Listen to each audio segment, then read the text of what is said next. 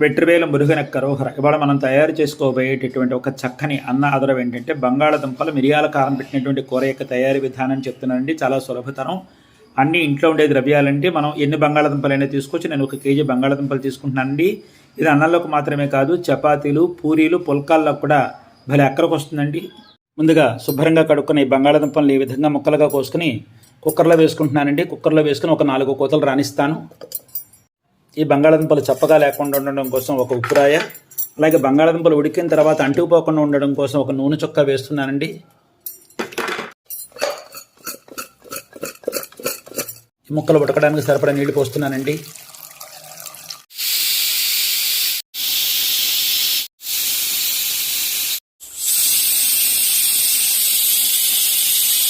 ఇప్పుడు పొయ్యి వెలిగించి నేను మూకుడు పెట్టుకున్నానండి. మురుగ అరోహర.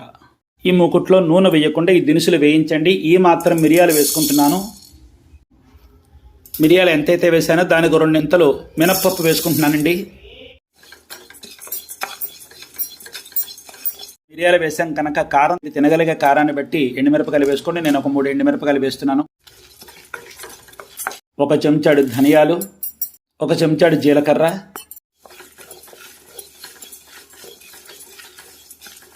కాస్త కరివేపాకు. ఇలా వేగితే చాలండి. ఈ దినుసులు వేగి పొయ్యి కట్టేసిన తర్వాత ఈ మాత్రం ఇంగు వేసుకోండి.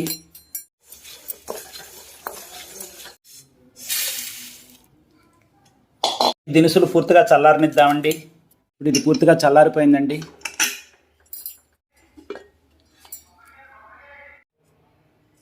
ఇప్పుడు ఈ దినుసులు పూర్తిగా చల్లారిపోయింది. మిక్సీలో వేసుకుని కొంచెం బరకగా ఆడుకుందామండి. మరీ మెత్తగా వద్దు, కొంచెం బరకగా ఉండాలి. ఇదిగోండి, ఈ విధంగా ఉండాలి. ఒక 90% ఆడుకోండి. ఈ బంగాళదుంపలు చల్లారిన తర్వాత ఈ విధంగా తొక్క తీసుకున్నట్టే పెట్టుకోండి. ముక్కలు పెద్దగా ఉన్నట్టయితే మీకు కావాల్సినంత ముక్క చేసుకోండి, పర్వాలేదు.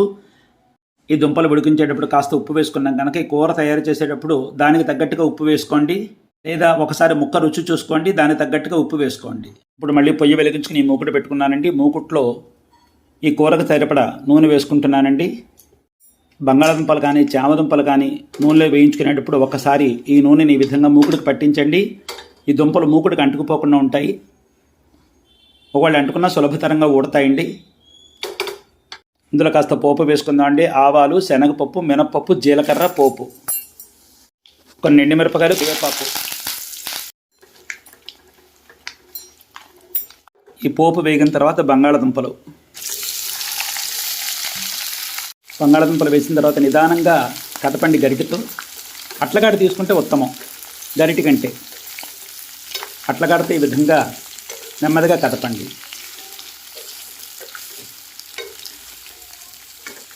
ఇక అస్తమానం కదపకుండా కాసేపు అలా వదిలేయండి సన్నపు సేకన. మధ్య మధ్యలో వేపుడు కదుపుతూ ఉండండి. ఎక్కడ మాడిపోకుండా మాత్రం చూసుకోండి.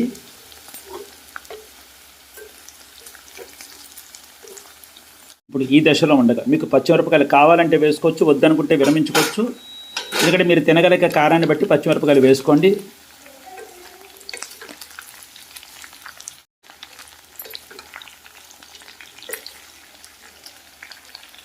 అలాగే ఇప్పుడు రుచికి సరిపడా ఉప్పు, అలాగే కాస్త పసుపు. ఉప్పు ఎప్పుడైనా సరే తక్కువ వేసుకోండి అమ్మా. తక్కువైతే కలుపుకోగలం, ఎక్కువైతే తీసుకోలేము కదా. అది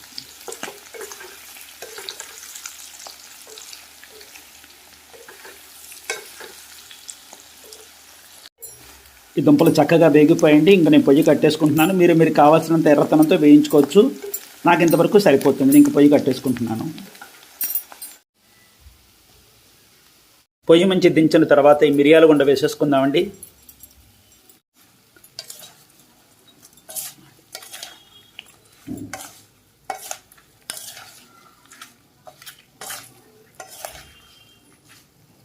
ఇప్పుడు కాస్త కొత్తిమీర అండి.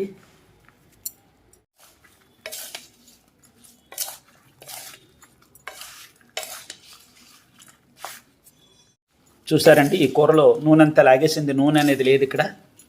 అది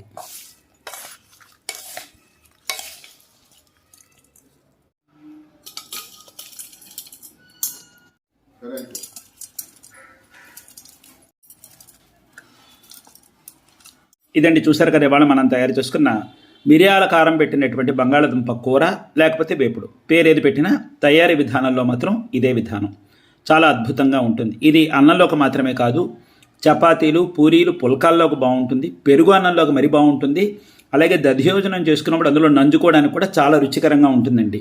ఇలా మిరియాల కారం పెట్టి పలు రకాల కూరగాయలతో మనం ఇదే విధంగా మనం అనేక రకాలుగా కూరలు తయారు చేసుకోవచ్చండి. చాలా రుచికరంగా ఉంటుంది. అయితే ఏంటంటే నిలువెత్తు ధనమిచ్చినా కూడా ఇలాంటి కూరలు బయట దొరికేవి కానే కాదండి. మనం శ్రద్ధ చూపించి ఆసక్తి కనబరిచి మన ఇంటి పట్టున కనుక ఇలాంటి వంటకాలు తయారు చేసుకున్నామంటే ఎన్నో రుచులు మనకు కైవసం అయిపోతాయి. అందులో ఈ గుండ 90% నలిగిందేమో ఆ గుండ కరకరలాడుతూ ఉంటుందన్నమాట. ఈ పచ్చిమిరపకాయలు బంగాళదుంప కొరుక్కున్నప్పుడల్లా ఈ పచ్చిమిరపకాయ కొరుక్కు తింటుంటే అదొక అనుభూతి. అలాగే ఈ మిరపకాయలు కొరుక్కు తింటుంటే ఒక చక్కని అనుభూతి అనమాట. ఏదైనప్పటికీ కూడా చాలా భిన్నమైన రుచి అనమాట.